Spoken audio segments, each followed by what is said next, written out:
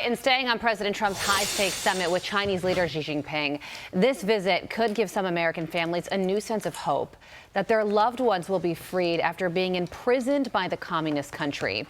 Nelson Wells Jr., a husband and father of three, was arrested in China after agreeing to carry another person's suitcase, which, unknown to him, was full of narcotics. He was given little opportunity to defend himself and has been in custody since 2014.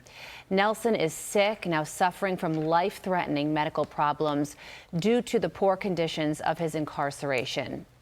Also, Dawn Michelle Hunt was tricked into believing she won an all-expenses-paid trip to Hong Kong.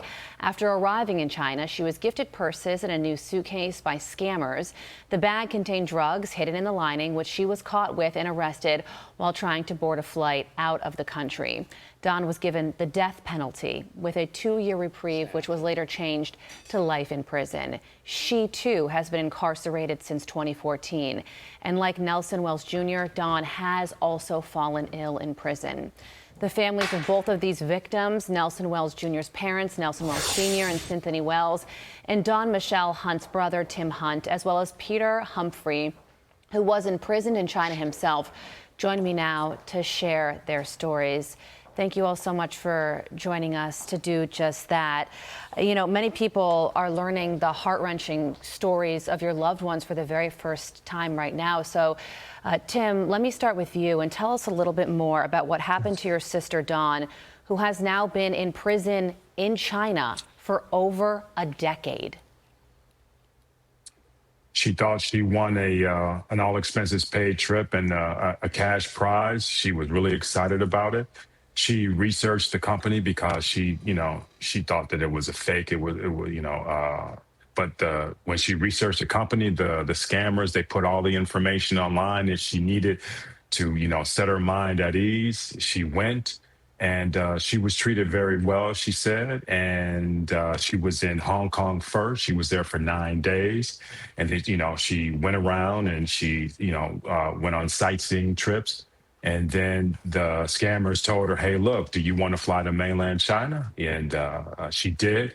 And they're like, oh, yeah, you also want some purses, and we're going to fly you to Australia for the next part of the trip. And unbeknownst to her, the purses contain narcotics. So she was just scammed all the way around. My goodness. Nelson and Cynthia, feel free to both chime in to tell the story of your beloved son, Nelson Wells Jr. Tell us what happened to him. It sounds like his story is actually very similar to that of Dawn's. In a way, yes, it is. Nelson was over there because he was went there to go pick up a prescription to help him with his seizures and things of that nature. He had a terrible accident when he was in Japan, and it left him in a very bad state. His insurance ran out, and he had been out of work for over a year and a half. So his doctor told him, you might be able to get this medication at a cheap expense. So while he was over there, he had met up with the doctors and tried to get what he needed. And on his way back home, he saw a guy, someone that he had met, known in Japan, an associate of his through work. And he asked him, could he help carry one of his carry-ons, because he had one too many and Nelson didn't have but one. So they allowed him to, bring that extra carry-on for the young man. So what he did is he decided to say, okay, no problem, I'll take it. So as they approached the gate, Nelson went through one gate thinking that the young man was going to go through the same gate, and he veered off and went another way. Well, by that time, when Nelson realized that he had went in another direction, he was already apprehended. And they had said that wanted him to follow them. And then when they opened it up, they searched the suitcase. There was an enormous amount of drugs that was in baked goods, cakes, pies, cookies, and stuff of that nature. So before they actually verified it just by eyesight, they brought in the necessary things to verify that there was drugs in it. And so it was, and Nelson was whisked away. Wow. Cynthia, how is your son doing right now? How much communication have you had with him since 2014? Get to talk to him 2 times for 10 minutes every month, most of the time, unless he used one of the calls to call his family But we did get to talk to him Mother's Day, 2 10-minute calls. So that was awesome. And he said he had the little scare March the 2nd. He had chest pains and they had to rush him to the hospital and did an EKG and some other stuff on him and gave him a little heart pills or whatever. And he was okay. But other than that, he's holding on. 2 10-minute calls is certainly not enough for a mother, and my heart so deeply goes out to all of you over this. Peter, I did say that these stories are similar in that they were handed bags with narcotics inside, unbeknownst to them. Do you believe that Dawn and Nelson were arrested as leverage, wrongfully so? And tell us a little bit about what you are doing to help these families get their loved ones back. I didn't hear you very clearly, but I'll tell you what I think.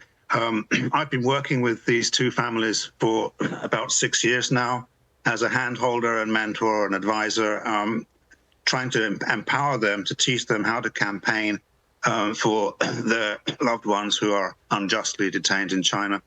Of course, through my own experience of the Chinese justice system a decade ago, I'm very familiar with the pain and the trauma which is inflicted on families who go through this. And I identify very much with the victims of this kind of rather unjust system.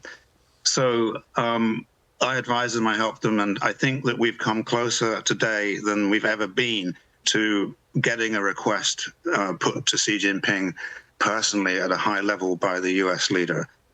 We've never been that close before.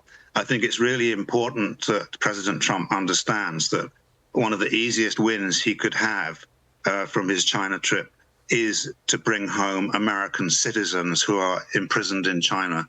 I think that China will be very receptive to a request coming from him to release American citizens in China. They probably won't be so keen on some of his other requests, but this is one which I think is a low-hanging fruit and an easy win, and I hope he does it.